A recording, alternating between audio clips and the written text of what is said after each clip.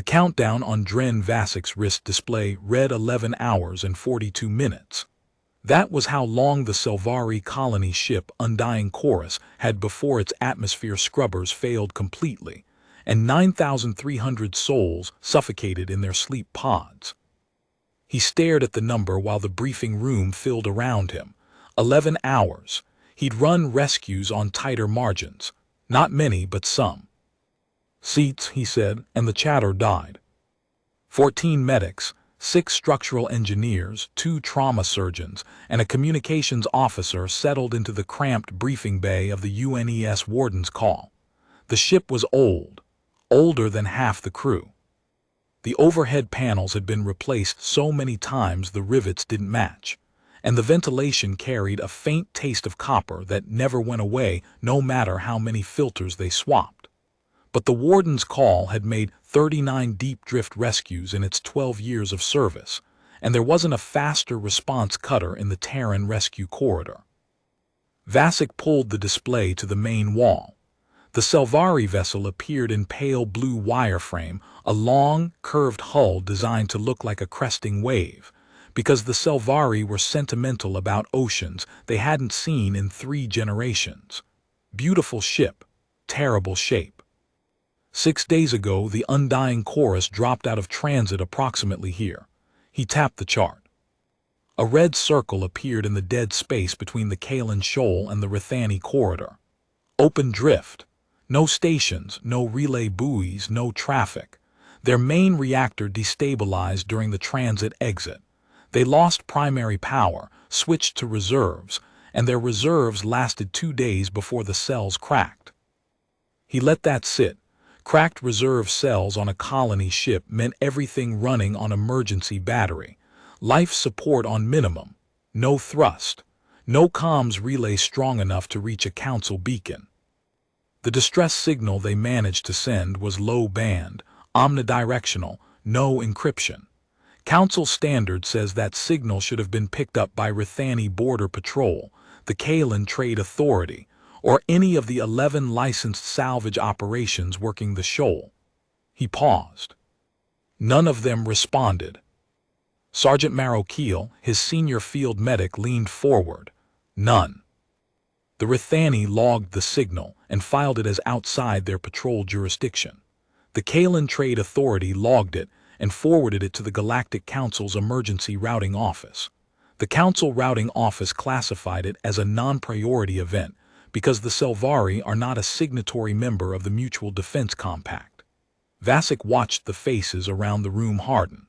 11 licensed salvage operations received the signal. 3 responded with fee estimates. The Selvari had no way to negotiate payment from a dead ship.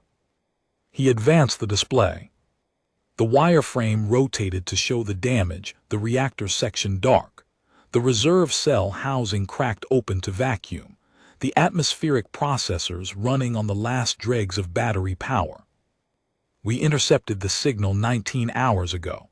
We are the only vessel that altered course. The number on his wrist ticked down. 11 hours, 38 minutes. Here's what we know about the Selvari. He pulled up a species brief. The image showed a tall, willowy figure with translucent skin that carried faint bioluminescent patterns beneath the surface, soft blues and greens that shifted with emotional state. Large eyes, dark and liquid. Fragile bone structure by human standards. Average body mass 41 kilograms. Bone density roughly 60% of human baseline. Atmospheric requirements are close to ours, but they need higher humidity and lower CO2 tolerance, which means when their scrubbers fail, they'll feel it faster than we would. He zoomed in on the colony ship's internal layout. 9,300 individuals. Approximately 6,000 are in hibernation pods on decks 4 through 11. The remaining 3,300 are awake crew and support staff maintaining the ship on emergency protocols. Their internal comms are degraded. Their medical bay has been running on backup power for 4 days. They have wounded a structural collapse on Deck 7 killed 14 and injured approximately 60 during the reactor failure. Dr. Yale Stenson, the senior trauma surgeon, made a note on her pad without looking up. She'd been with Vasek for 7 years. She didn't need to ask what the injury profile looked like on a low-gravity species that had suffered a structural collapse. Crush injuries, shattered bones, internal hemorrhaging. Atmospheric analysis from their distress packet indicates CO2 at 2.8% and rising. At 3.5, the Selvari begin cognitive impairment. At 4.2, organ failure. Current rate of rise gives us that 11-hour window, but Dr. Stenson will confirm we should assume the wounded are already symptomatic.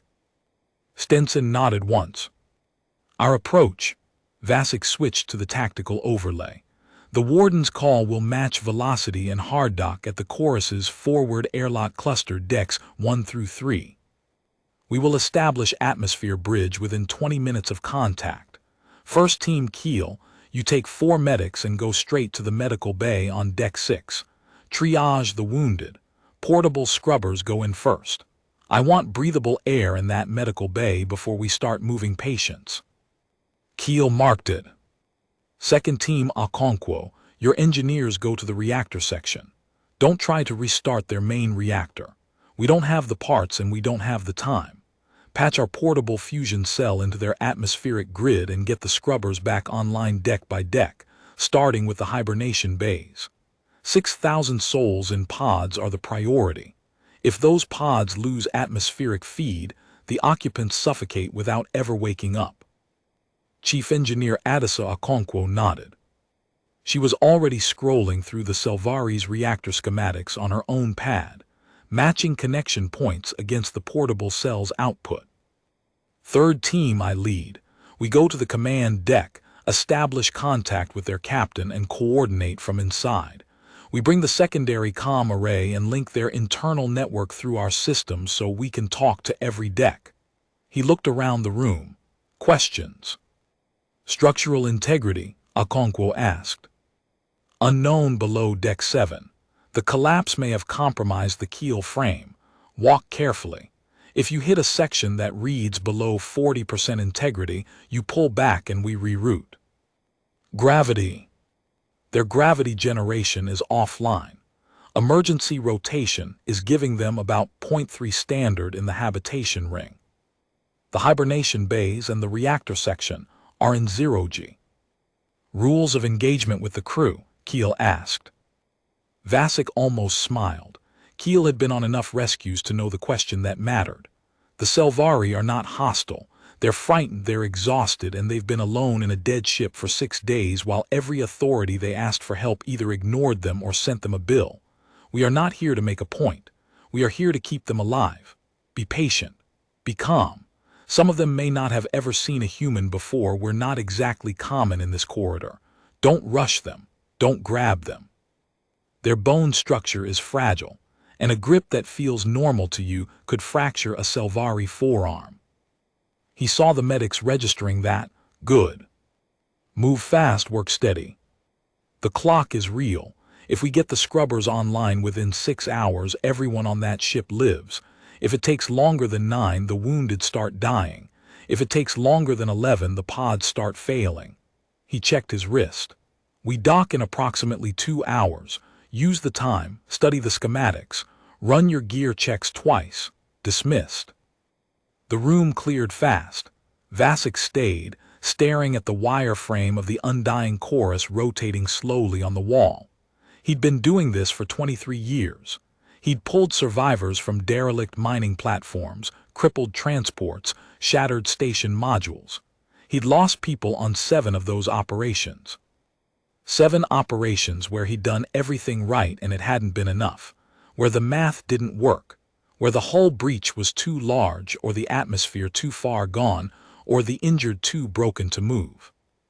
The Selvari had been drifting for 6 days. 6 days of silence.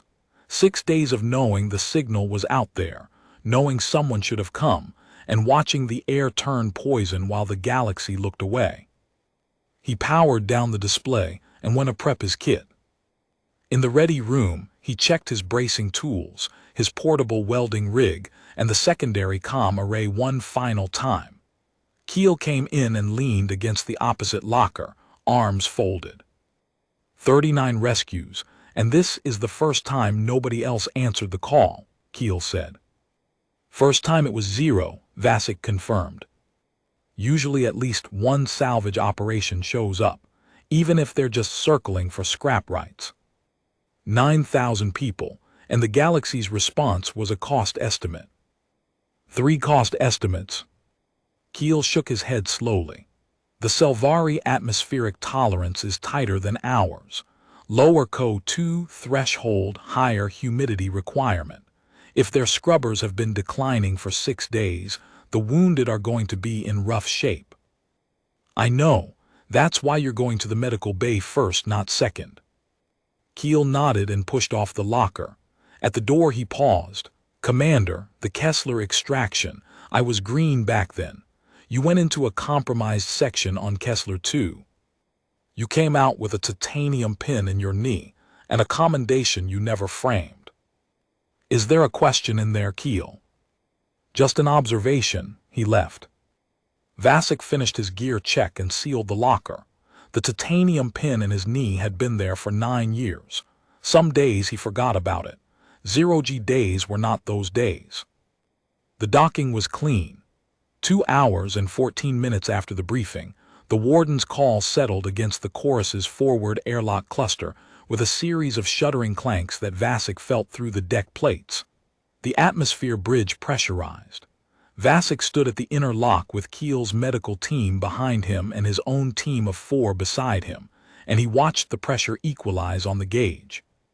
The air that came through when the lock cycled open was thick, warm, humid, and carrying a sweetness that was distinctly Selvari, something their skin produced, a faint biochemical signature that hung in enclosed spaces. Under it, the sour edge of CO2 building past safe margins. Scrubbers on, Vasek said, and his team pulled their portable filtration masks into position, not sealed helmets, open-face masks with active filters. He wanted the Selvari to see human faces, not visors. The corridor beyond the airlock was dim, emergency lighting narrow strips of pale amber along the floor and ceiling. The walls were curved, smooth, and faintly iridescent, designed to mimic the interior of a seashell. The gravity was light. Vasek's boots held the deck, but each step had a float to it that took a moment to adjust to. They found the first Selvari 30 meters in. She was sitting against the corridor wall, knees drawn up, her arms wrapped around a bundle of insulating fabric. The bioluminescence beneath her translucent skin was dim, barely flickering, faint pulses of blue that crawled along her forearms and faded. Her dark eyes went wide when the beam of Vasek's shoulder light found her. He stopped, held up both hands, palms open. "We're from the Terran Emergency Rescue Service," he said. His translator unit carried the words in Selvari trade common a half-second later. "We received your distress signal. We're here to help." She stared at him. The bioluminescent patterns on her skin shifted a slow wave of green that Vasek's briefing materials said indicated profound surprise. She opened her mouth, closed it, then tried again. "You came," she said. "We came." She looked past him at the team, at Keel's medics with their field bags and portable scrubber units, at the structural engineer carrying a portable fusion cell interface on her back, at the bulk of equipment filling the corridor behind them. "We sent the signal 6 days ago," she whispered. "The Rithani told us it was outside their jurisdiction. The Kalan sent us a cost estimate. The council office said we were not priority." The luminescence in her skin guttered, went dark, then surged back in a wash of trembling blue-green. "We stopped hoping on the 3rd day." Vasek knelt so he was closer to her level. "What's your name?" "Rivathi Undying Chorus, Deck 3 Environmental Monitor." "Rivathi, I'm Commander Vasek. Can you tell me the fastest route to your command deck?" She nodded, and something in her expression shifted. The bioluminescent pattern steadied, still dim, but no longer guttering. She was looking at him like she was trying to understand something her experience had no frame for. Follow the main corridor to Junction 4. Turn inward toward the axis. The command deck is on the inner ring, Deck 2, Section 12. Thank you, he stood. Keel, take your team to Deck 6. Ravathi, is the medical bay still where the schematics show it? Deck 6, Section 8. Yes. But the lift system is offline. You'll need to use the emergency ladders. Understood. Vasic touched his comm. Okonkwo, you're clear. Reactor section, Deck 12, emergency ladder access from Junction 6. The ship is in 0G below Deck 7, tether up. Okonkwo's acknowledgement was crisp. Her team was already moving through the secondary airlock. Keel's medics peeled off at the first junction, their portable scrubbers humming. Vasic watched them go, then led his own team deeper into the chorus. The ship was quiet in the way that dying ships were quiet. Not silence, there were sounds everywhere. The hum of emergency batteries straining, the faint hiss of atmospheric recyclers running at 10% capacity, the creak of hull metal adjusting to the thermal gradient between the ship's warm interior and the void outside. But under those mechanical sounds there was an absence. No voices, no footsteps, no ambient noise of 9,000 lives going about their day. The Selvari who were awake had retreated to their quarters or their stations, conserving energy, conserving air, waiting. Vasic passed a viewport and glanced out. Nothing. Empty space in every direction, not even a distant star bright enough to cast a shadow. The Selvari had been drifting in this void for 6 days with no one coming. He kept walking. The command deck was smaller than he'd expected. A curved chamber with a panoramic viewport that wrapped around the forward section, currently showing the same empty black. Workstations arranged in a tiered semicircle, most of them dark. Emergency lighting cast the room in dim amber, and the air was noticeably worse here, thicker, heavier, the CO2 edge sharper. 3 Selvari stood when he entered. The one in the center was tall even by their standards, her frame thin and straight, her translucent skin showing bioluminescent patterns that pulsed in slow, controlled waves of deep indigo, authority and composure held by force of will. She wore a command sash of dark material that caught the emergency lighting. Her eyes were exhausted. "I am Captain Theani Undying Chorus," she said. "Commander Dren Vasic, Terran Emergency Rescue Service. My ship is docked at your forward cluster. I have medical teams heading to your Deck 6 medical bay, and an engineering team en route to your reactor section." She stared at him for a long moment. The indigo patterns in her skin wavered, then held. "How many ships?" she asked. One ship. 1 rescue cutter. 62 crew. We carry enough portable atmospheric equipment to sustain a vessel of this size for approximately 72 hours while we effect repairs. The Selvari officer to her left, younger, his bioluminescence dim and gray, the color of exhaustion, spoke without looking up from his dead console. "We contacted 17 entities, 11 salvage firms, 3 border patrols, 2 trade authorities, and the council routing office. You are the only one who came." Vasic didn't respond to that. There was nothing useful to say. He set his secondary comm array on the nearest console and began connecting it to the ship's internal network.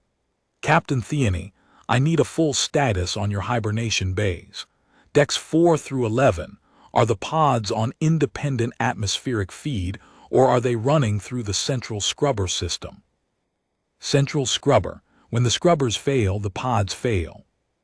"How long on the pod's internal reserves once the central feed cuts?" 40 minutes, perhaps less. The pods were not designed for sustained independent operation. 40 minutes. 9 hours from now, when the central scrubbers stopped entirely, the 6,000 sleeping Selvari would have 40 minutes of air in their pods before they began to die. And they would die without ever waking, because the pod's emergency revival sequence required power that the ship no longer had. Vasek finished connecting the comm array.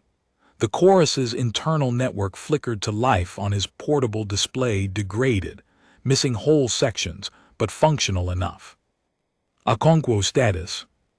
In the reactor section now, Commander. The main reactor is slag, we're not touching it. I'm connecting the portable fusion cell to the secondary distribution bus. If the bus holds, I can feed the scrubber grid in approximately 4 hours. If the bus has damage, I can't see yet longer. Understood. Prioritize the hibernation bay feed lines. Already on it. Keel status. Medical bay, Deck 6. Commander, it's bad. They've got 53 wounded still alive. Down from 61, they lost 8 in the last 2 days. CO2 levels in here are at 3.1. I've got portable scrubbers running, but these people need atmosphere stabilized ship-wide. The Selvari medical staff have been working on almost no sleep for 6 days. I'm taking over triage. Do it. Priority to the ones most sensitive to CO2. Already sorting. Vasek looked at Captain Theony. She was watching him with an expression he'd seen before on the faces of station commanders, convoy captains, colony administrators, the expression of someone who had been holding everything together by sheer will and was now watching someone else shoulder the weight. "How many crew do you have still functional?" he asked. "Approximately 2,000. The rest are in their quarters, conserving air and energy. I ordered minimal activity 4 days ago." "Smart, keep that order in place. The less your people move, the less CO2 they produce and the more time we have." She nodded. The indigo in her skin flickered, and for a moment something else showed through a wave of pale blue-green, the same color Ravathi had shown in the corridor. Surprise, gratitude, disbelief. "Commander Vasek, I must ask you something." "Go ahead." "Why did you come?" He looked at her. "Because you called." Others were closer. Others had more resources. Others had treaties that should have compelled them. "I know. You altered course from your patrol route. You will spend fuel, consumables, and time that your service may not reimburse. Your crew is at personal risk in a structurally compromised vessel. Why?" Vasek considered the question, not because the answer was complicated, but because the question itself told him everything about what the last 6 days had been like for her. "Captain, there are approximately 42,000 humans serving in the emergency rescue corridor. We don't file cost estimates before we dock. We don't check treaty rosters before we answer a signal. Someone calls, we go. That's the entire mission statement." She held his gaze. Then she looked away, toward the dark viewport and the empty space beyond it. "We have a word," she said quietly, "Selanath. It means the light that arrives when you have accepted the dark." The bioluminescence in her skin rippled once, soft and slow. "I had accepted the dark, Commander." He let the moment hold. Then he turned back to his display. "Let's get your ship breathing again." The next 4 hours were the grind. The part of a rescue that didn't make for dramatic storytelling because it was methodical, exhausting, and relentless. Vasek coordinated from the chorus's command deck, routing teams through a ship he was learning in real time. Akonkwo's engineering team hit their first problem 90 minutes in. The secondary distribution bus had micro-fractures in 3 of the 12 main conduit runs invisible until power started flowing through them. She rerouted around 2, patched the 3rd with bypass cabling she'd brought, and lost an hour doing it. Keel's medical team worked through the wounded. The first challenge was physical. The Selvari medical bay was designed for Selvari proportions: low ceilings, narrow beds, instrument panels at waist height for a species that averaged 170 centimeters. Keel's medics ducked and crouched and knelt, adapting their movements to a space that hadn't been built for them without complaint. The second challenge was chemical. Selvari blood chemistry ran alkaline. Their tissues held moisture differently, and the standard human trauma stabilizers had to be recalibrated on the fly by Dr. Stenson, who worked through the conversion tables on her pad with one hand while running a portable ventilator with the other. The Selvari medical staff watched the humans work for the first 20 minutes with a wariness born of 6 days of unanswered calls. Then the senior Selvari physician, a tall, thin woman whose bioluminescence pulsed in steady, measured beats of pale gold that Keel's briefing notes identified as professional focus, stepped forward and began directing human medics to patients in order of severity. No words wasted. No explanation needed. She pointed, Keel's people moved, and the two medical teams meshed like interlocking gears. Keel had a quiet way of working alongside people rather than over them, and the Selvari doctors responded to it. When one of his medics accidentally gripped a Selvari patient's arm too firmly during a transfer and the patient winced, Keel was there in 2 steps, showing the correct hold, fingertips distributed wide, pressure spread across the entire forearm, supporting rather than gripping. The Selvari physician watched him demonstrate it once, nodded, and the moment passed. Portable scrubbers brought the CO2 down in the medical bay, and the worst cases stabilized. The 43rd patient was a Selvari structural engineer who had been trapped under a collapsed ceiling panel for 11 hours before the Selvari damage teams had cut him free. Both legs were shattered below the knee. The Selvari doctors had immobilized them with a biogel compound that had hardened into a rigid cast, but without proper imaging equipment, the medical bay's scanner had lost power 2 days ago. They couldn't assess the internal damage. Stenson ran a portable ultrasound over the casts, and her face went very still. Compartment syndrome in the left leg, she said. Fasciotomy now. The Selvari physician looked at her, looked at the ultrasound reading, and nodded. The procedure took 14 minutes. Stenson cut through the biogel cast, opened the compartment, and relieved the pressure that had been slowly killing the tissue for 4 days.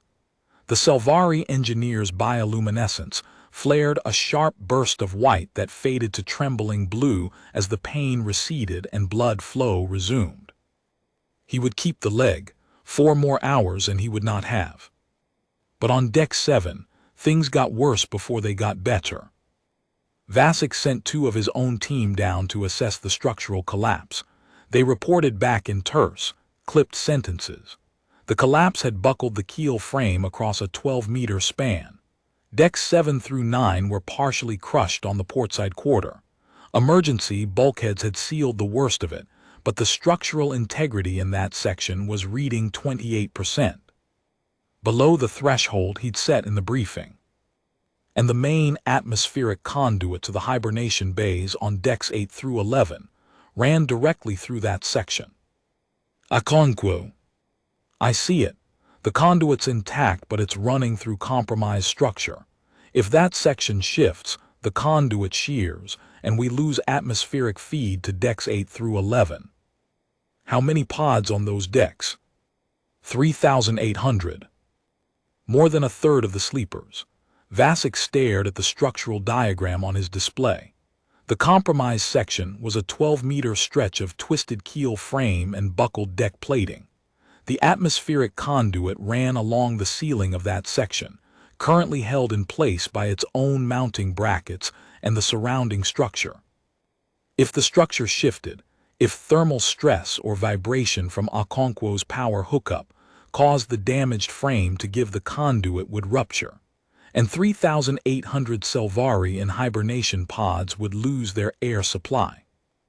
Can you reroute the conduit around the damage? Not in the time we have.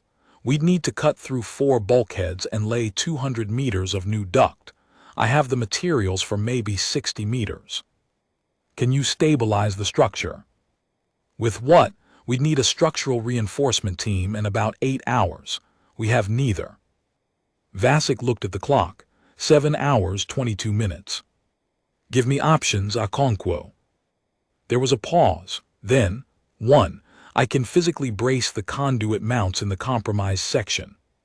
Manual work, someone goes in, welds temporary supports to the existing brackets, and stays with them to monitor for shifts while I bring the power online. If the structure starts moving, they adjust the braces in real time. It's not pretty, but it could hold long enough. How long would they need to be in there? Until power is stable through the conduit, and the scrubbers on decks 8 through 11 are confirmed operational. Call it 3 hours minimum. In a section at 28% structural integrity. Yes. In 0G. Yes. With a damaged keel frame that could shift at any time.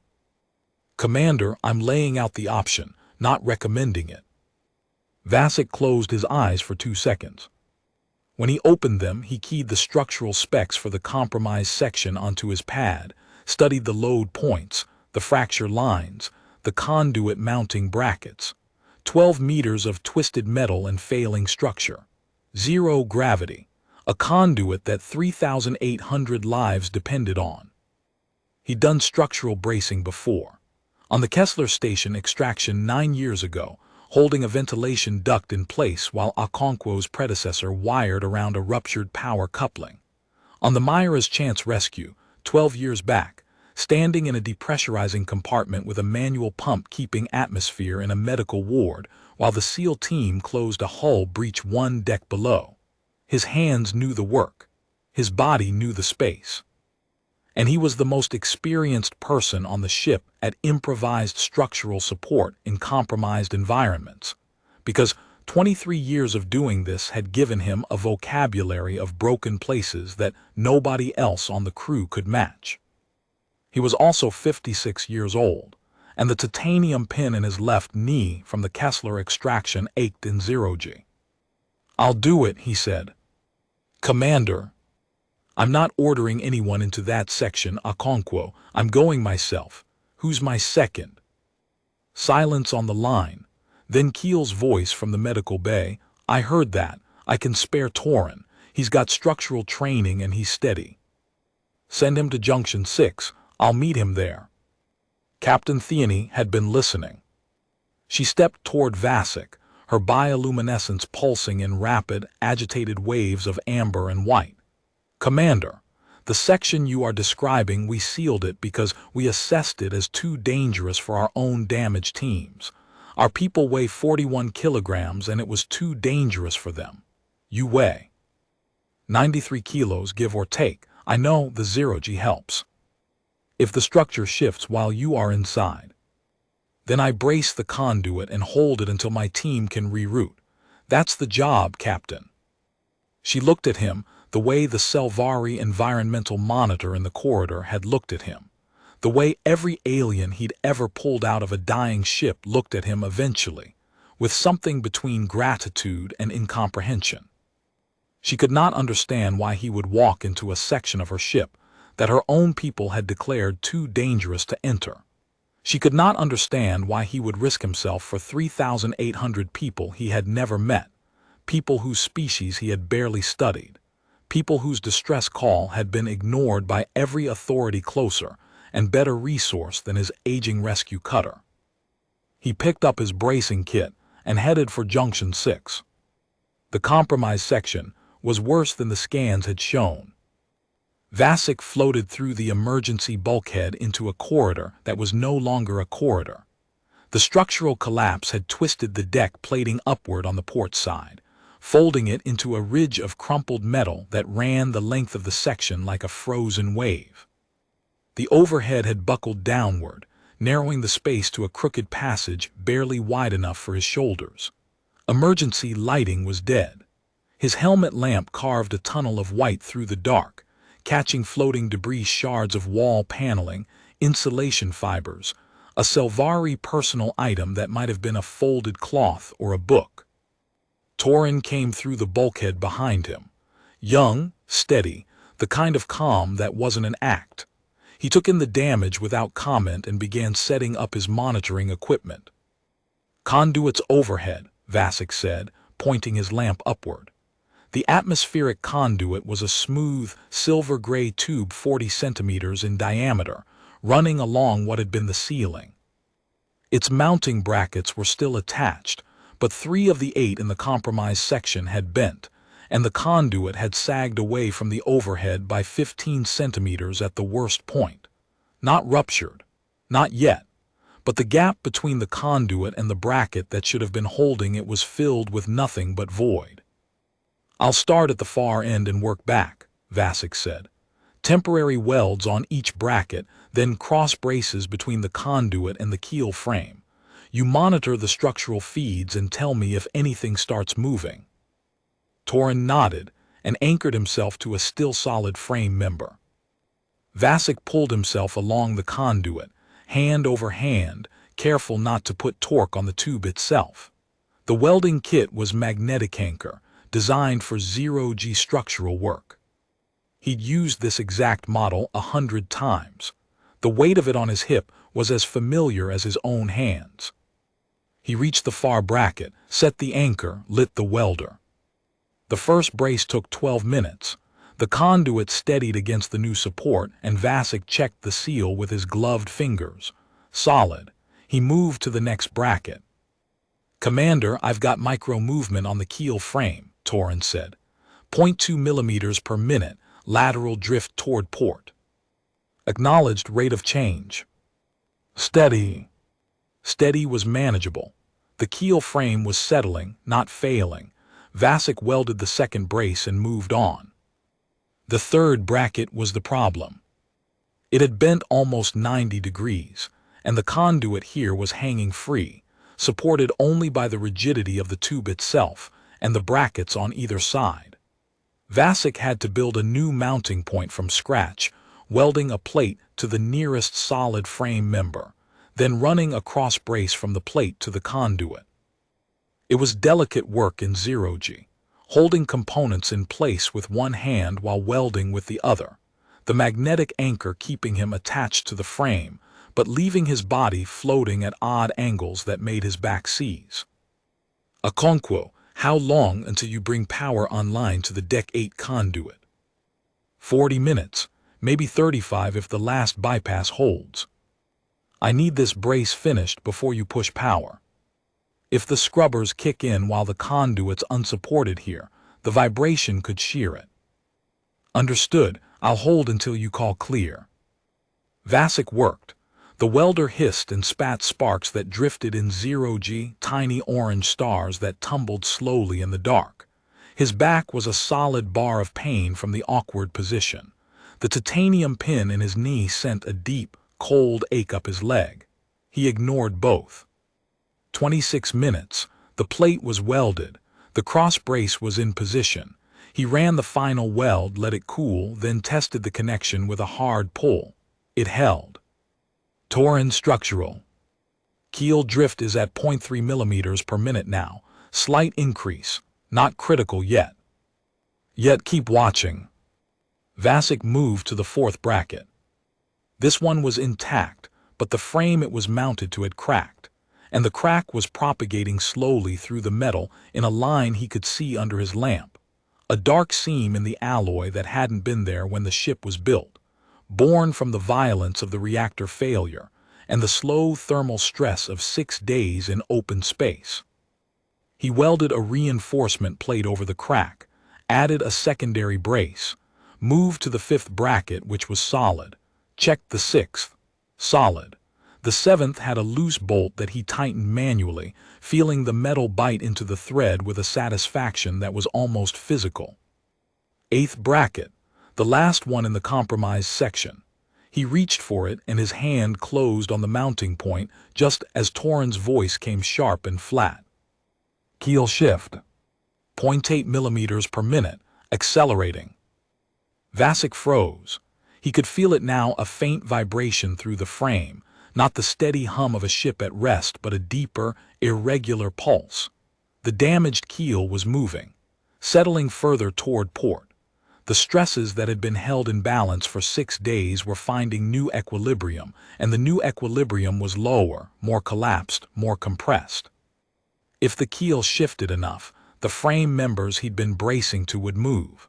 His welds would hold, but the frame they were attached to wouldn't. Time estimate to critical. "I can't give you one. The rate is nonlinear, could stabilize, could cascade. Okonkwo, I need that power online now. I can push it in 12 minutes. But if the conduit vibrates before your braces are holding. I know, 12 minutes. I'll have the last brace done in 8. He welded.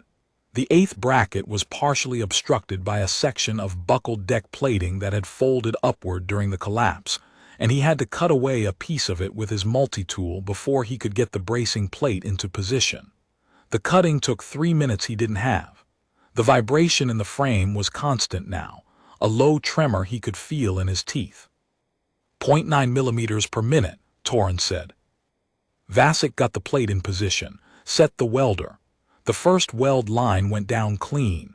He rotated the anchor, repositioned, started the second line. The frame shifted. Not much, a centimeter, maybe 2. But in the tight confines of the compromised section, that centimeter translated into a groan of metal that filled the space like a living sound.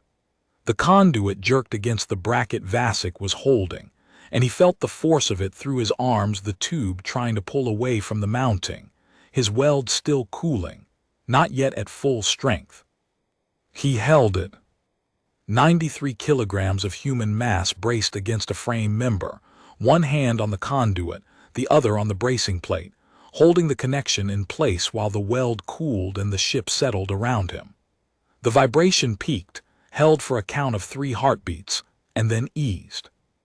Keel stabilizing, Torin said, 0.4 millimeters decreasing.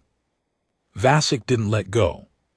He stayed locked in position, arms burning, until the weld was fully set and the bracing plate was solid against the frame. Then he welded a secondary reinforcement on top, because he was not going to trust a single weld in a section that had just moved.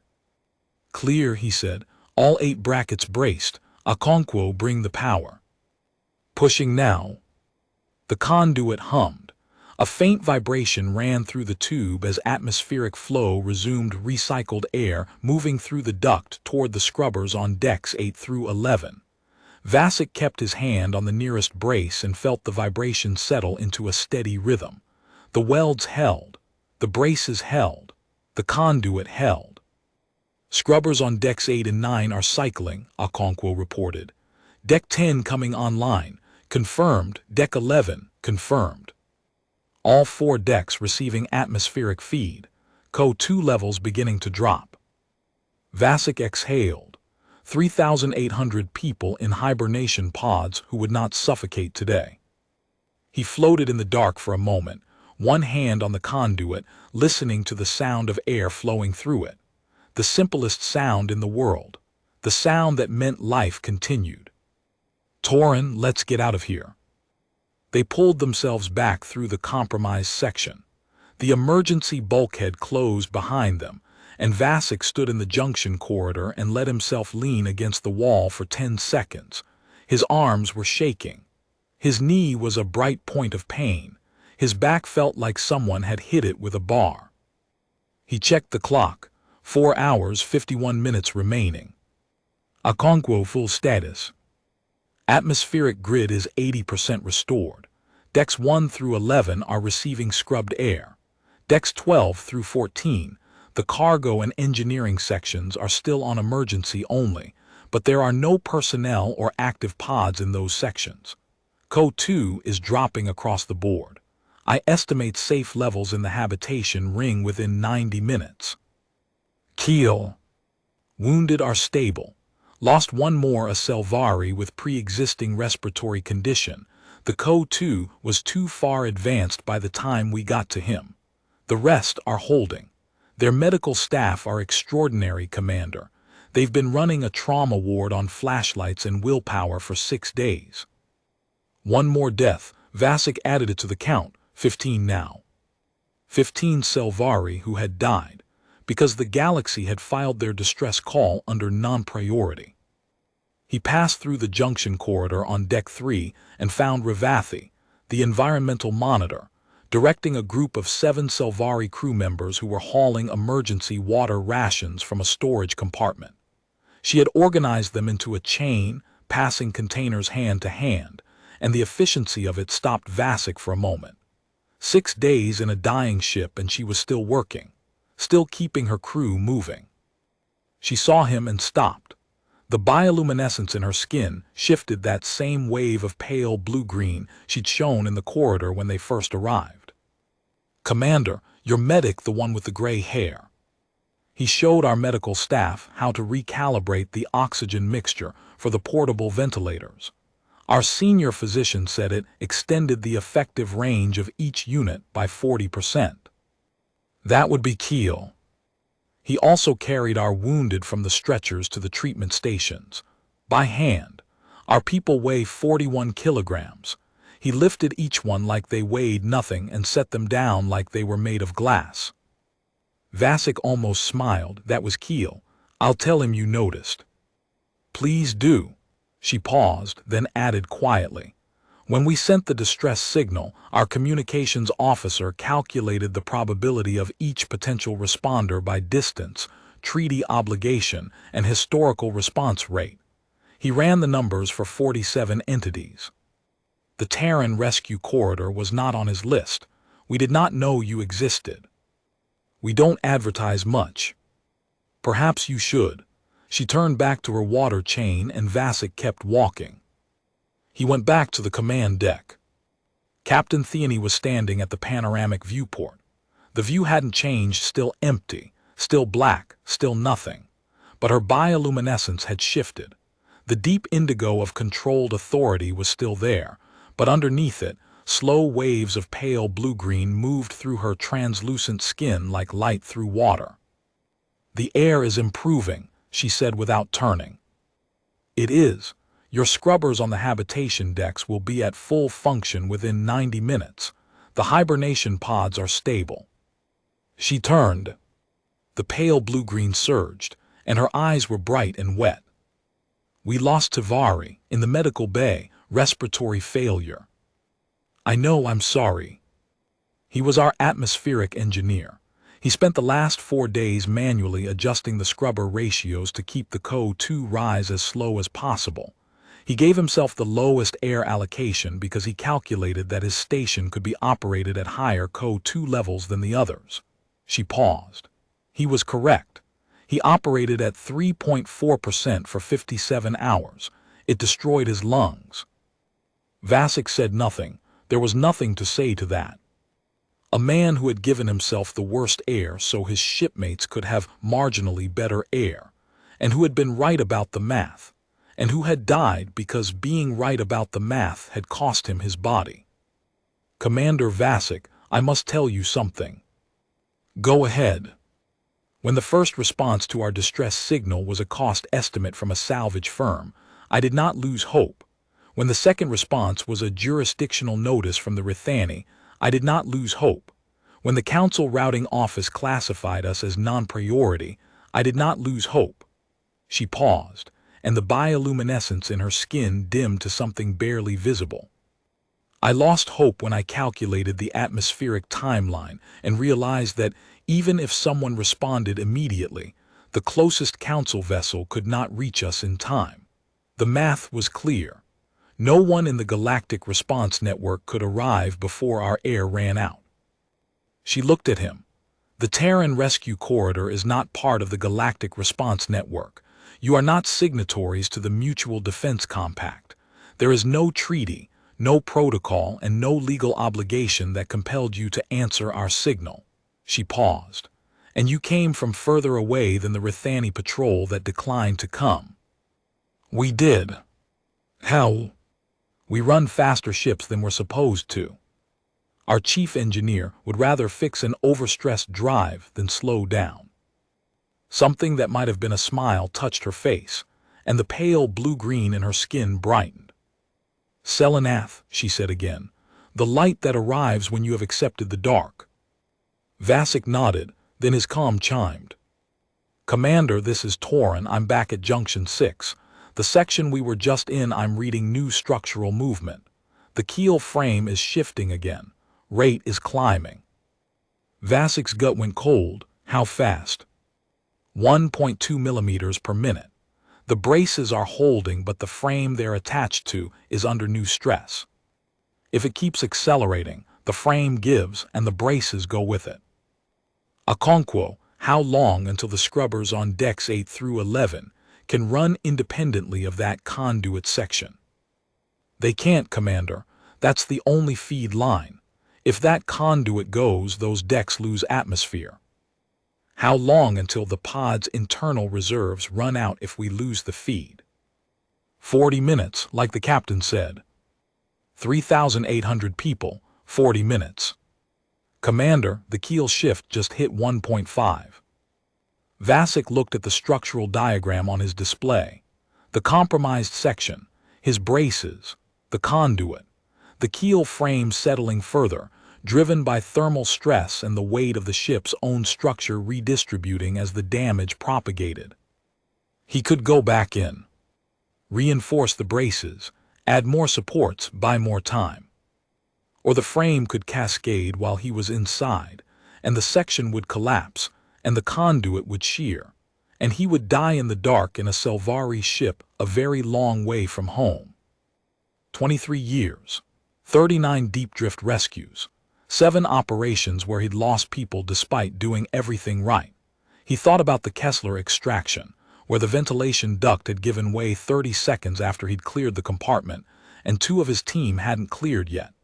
He thought about the colonist transport Meridian's wake, where they'd arrived 40 minutes too late, and the only thing left to rescue was the flight recorder. He thought about a conversation with his ex-wife, 16 years ago, when she'd told him that the problem wasn't the danger, the problem was that he'd never once hesitated before walking into it, and she couldn't live with someone who treated his own life as a line item on a resource allocation sheet. She hadn't been wrong, he was still here, she wasn't. He picked up his bracing kit. Commander, Captain Thiene started. I need to reinforce the bracing in the compromised section. The keel is still settling, and the current supports won't hold if the rate keeps climbing. You've already been in that section for over an hour. You are exhausted. Send someone else. He looked at her. Captain, your ship's keel frame has a nonlinear failure mode that I've seen 3 times in my career, and no one else on my crew has seen at all. If I send someone who doesn't recognize the cascade signature, they won't know when to brace and when to pull back. I will. She held his gaze. The indigo in her skin went very deep, very still. You are going to risk your life again for people you have never met. That is literally my job description. He went. The second time in the compromised section was worse. Every rescue veteran knew that going back into a compromised space was psychologically harder than going in the first time, because the first time you could tell yourself you didn't know how bad it was. The second time, you knew exactly how bad it was, and you went anyway. The keel had shifted enough that the passage was narrower, the twisted deck plating closer to the overhead, and Vasek had to turn sideways in several places to fit through. The vibration was constant now, a low, grinding pulse that he could feel in his bones. The ambient temperature had dropped, the thermal gradient was widening as the ship's hull lost heat to the void, and the structural metal was contracting differentially, adding new stresses to an already failing framework. His braces had held. All 8 were intact, but the frame members they were welded to were under new stress, and he could see the strain in the metal's slight bowing, hairline cracks appearing at stress points, the alloy protesting forces it was never designed to carry. He worked fast. Additional reinforcement plates on every frame member, cross-bracing between adjacent members to distribute the load, strapping on the conduit itself, flexible steel bands that would hold the tube even if the brackets failed, keeping the atmospheric feed intact even if the mounting points gave way. 1.8 millimeters per minute, Torin reported from outside the bulkhead. He'd wanted to come in again. Vasek had told him to stay at the monitoring station. If the section collapsed, someone needed to be alive to report the conduit status. Vasek welded the last strapping band and checked his work. The conduit was now held by 8 braced brackets, 4 reinforcement plates, and 6 flexible steel bands. It would take a full structural collapse to shear it.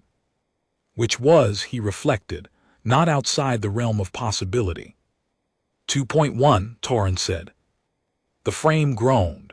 A deep, resonant sound that came from the keel itself, transmitted through every structural member in the section. Vasek felt it in his hands where they gripped the conduit. "Commander, you need to get out now." Vasek was already moving, hand over hand along the conduit, pulling himself back toward the bulkhead.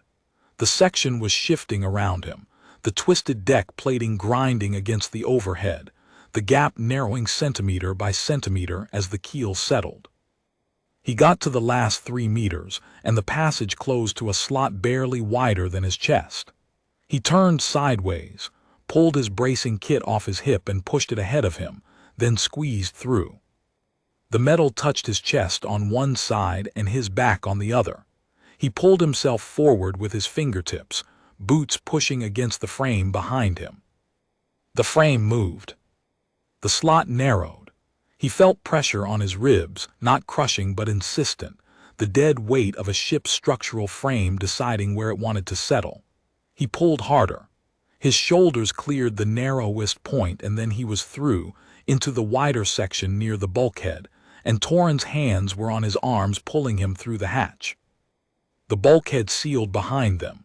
Through the metal, Vasek heard the grinding continue for another 10 seconds, then stop. "Keel stabilized," Torrance said. 2.4 millimeters total displacement, holding steady. "Conduit intact. All bands and braces holding. Atmospheric feed to decks 8 through 11 is uninterrupted." Vasek leaned against the junction wall and breathed. His ribs ached where the frame had pressed against them. His hands were raw inside his gloves. His back was a landscape of cramped muscle and old injury. But the conduit held. The air flowed. 3,800 people in hibernation pods continued to breathe. He checked the clock. 2 hours, 11 minutes remaining. They didn't need them. Okonkwo had the atmospheric grid at 94% within the next 40 minutes. The CO2 levels across the habitation ring dropped below 2% and continued falling. The portable fusion cell, jury-rigged into a Selvari power grid it had never been designed to interface with, hummed along at 80% capacity and showed no signs of stress. Keel's medical teams stabilized the last of the critical patients. The Selvari doctors, finally able to breathe clean air themselves, worked with a quiet intensity that Vasek recognized the focus of professionals who had been operating at the edge of their capacity, and were now, for the first time in 6 days, operating with enough resources to do their jobs properly.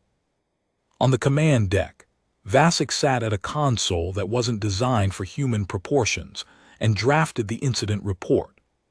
Contact with the UNES warden's call via long-range relay had been established, and a Terran fleet logistics vessel was en route with a proper replacement reactor module. ETA 41 hours. The Selvari would be on borrowed power until then, but they would be breathing. They would be alive. Captain Thiene stood at the viewport. The view had changed.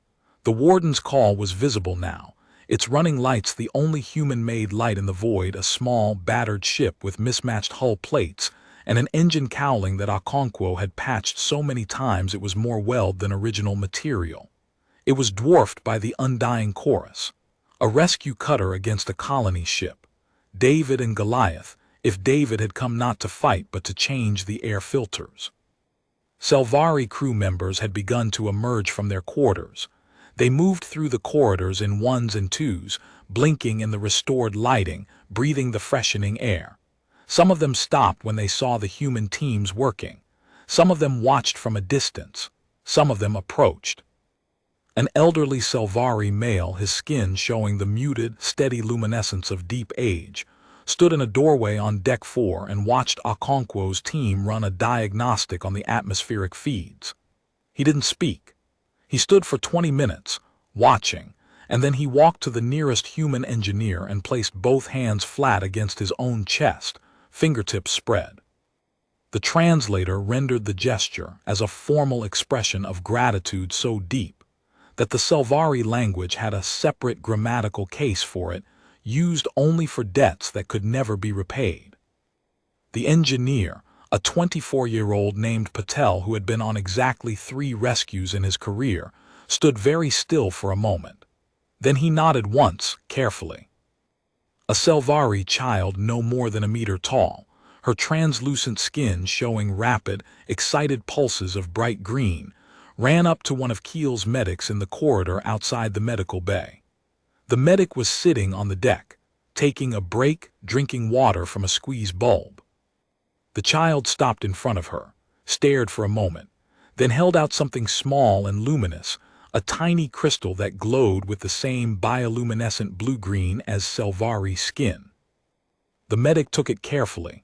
The child said something that the translator rendered as, "For your dark, so you can see."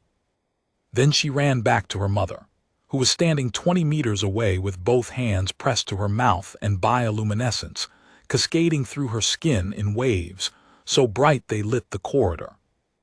Vasek heard about it from Keel later.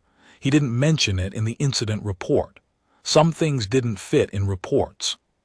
The hours passed, the air improved, the ship steadied. Okonkwo reported that the portable fusion cell was performing above projections. She had recalibrated the output regulators 3 times to match the Selvari power grid specifications, which ran at a different voltage and cycling frequency than the Terran standard the cell was built for. The fact that she had made it work at all was a feat of engineering improvisation that would probably never appear in any official report, because Okonkwo didn't write reports about things she considered basic competence. On Deck 6, the last of the critical surgical patients came off the ventilator. The Selvari structural engineer whose leg Stenson had saved was conscious and lucid, asking questions about his ship's structural status in a voice that was steady despite the pain. When Stenson told him the atmospheric conduit through the compromised section was holding, he closed his eyes and the bioluminescence in his skin settled into a slow, even rhythm. Relief. Vasek moved through the undying chorus like a man walking through someone else's home, carefully, respectfully, aware that he was a guest in a space that had nearly become a tomb. The Selvari watched him with their liquid dark eyes and their shifting bioluminescent skin, and he watched them back, and the silent understanding between them needed no translator. On the command deck, Theone finally sat. She hadn't sat since the reactor failed, Vasek realized. 6 days standing, commanding, holding her ship together by the force of her will and the precision of an atmospheric engineer who had given himself the worst air. "Commander Vasek," she said. He looked up from his report. "I have sent a formal communication to the Galactic Council's Emergency Routing Office. I have informed them that their classification of our distress as non-priority resulted in 15 deaths, 6 days of suffering for 9,300 people, and the near-total loss of a colony ship. I have informed them that the only response came from the Terran Emergency Rescue Service, which is not a signatory to the Mutual Defense Compact, and was under no obligation to respond." She paused, the indigo in her skin deepened. "I have also informed them that the commander of the rescue vessel personally entered a structurally compromised section of my ship twice to ensure the atmospheric feed to 3,800 hibernation pods, and that this action was taken at significant personal risk, with no expectation of recognition or compensation." "Captain, that's not necessary." "It is necessary, Commander. The Council will file it, they will note it, they may not act on it." She looked at him, and the pale blue-green showed again beneath the indigo, like light beneath deep water. "But the Selvari will remember. We are sentimental about debts the way we are sentimental about oceans. Both are things we carry with us forever." Vasek finished his report. He logged the 15 dead. He logged the 41-hour ETA for the logistics vessel. He logged the structural status of the compromised section and recommended that the chorus not attempt transit until the keel was properly repaired at a shipyard.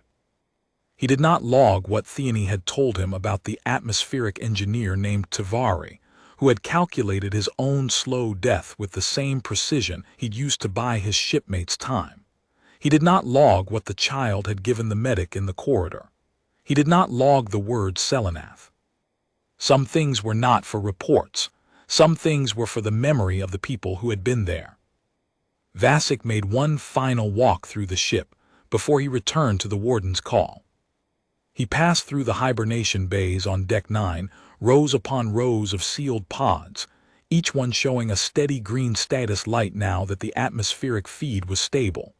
Inside each pod, a Selvari slept, unaware of how close they had come. They would wake when the colony ship reached its destination, months from now, and they would learn what had happened during their transit.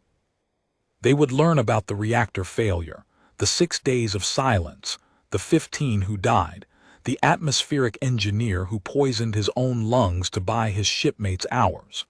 They would learn that a human ship had come when no one else would. But they would not know what it had felt like to drift in the silence. That knowledge belonged only to the 3,300 who had been awake, who had watched the air go bad, who had counted the hours, who had stopped hoping.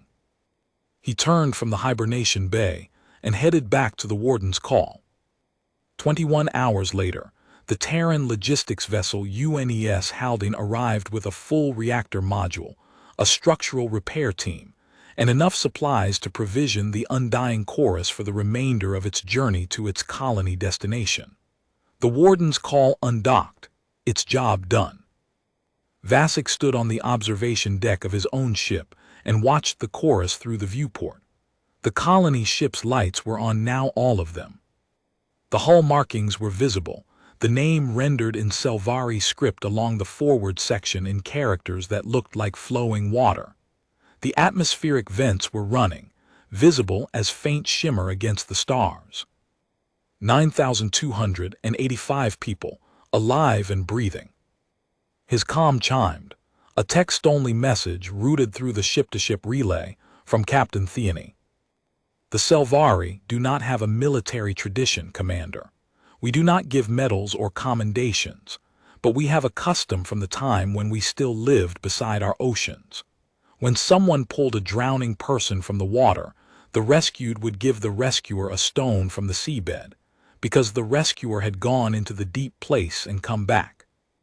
I have no stone from a seabed. We left our oceans a long time ago. But if you will accept it, the undying chorus will carry your name in our navigation logs as the name of a rescuer. When our children learn the stars, they will learn that in this place, in this dark, a human named Dren Vasek went into the deep place and brought us back. Vasek read it twice. Then he closed the message and sat down in his command chair and looked at the stars and did not say anything for a long time. The warden's call turned for home. 62 crew, all accounted for, 1 portable fusion cell expended, 12 welding rods used, 6 flexible steel bands deployed, 1 commander with bruised ribs and a knee that would need ice for a week. Behind them, the undying chorus glowed against the dark. 9,285 people breathing. The clock on Vasek's wrist read 0 hours, 0 minutes. The count was done.